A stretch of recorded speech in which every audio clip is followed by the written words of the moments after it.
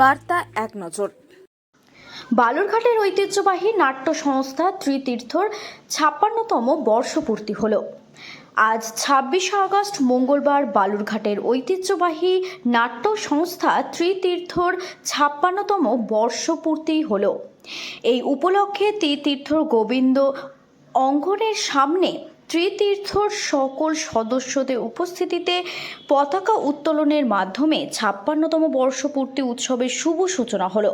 পতাকা উত্তোলনের পাশাপাশি ত্রিতীর্থর প্রয়াত প্রতিষ্ঠাতা সদস্যদের স্মরণ করা হয়।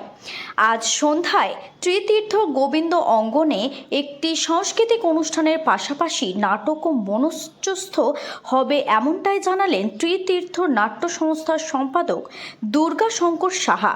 বালুরঘাট থেকে জয়দীপ মৈত্রের রিপোর্ট, বার্তা এক নজর।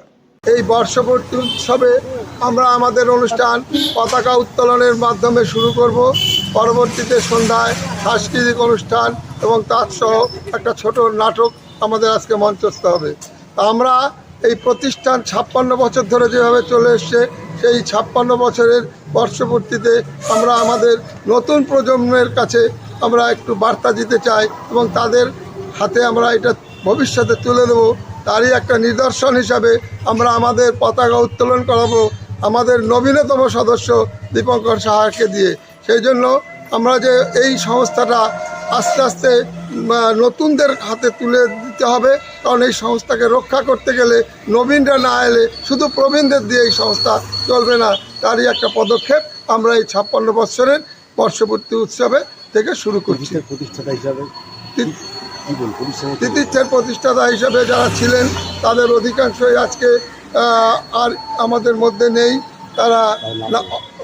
তার মধ্যে ছিলেন হরিমাধব মুখোপাধ্যায়, নির্মলেন্দু তালুকদার।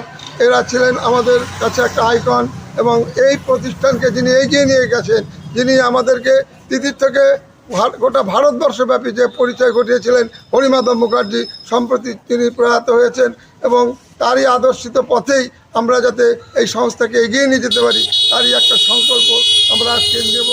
এই বলেই আমি আমার আজকের অনুষ্ঠান সূচনা করব। আপনার নামটা বলেন। দুর্গা শঙ্কর সাহা, সম্পাদক ত্রিতীর্থ।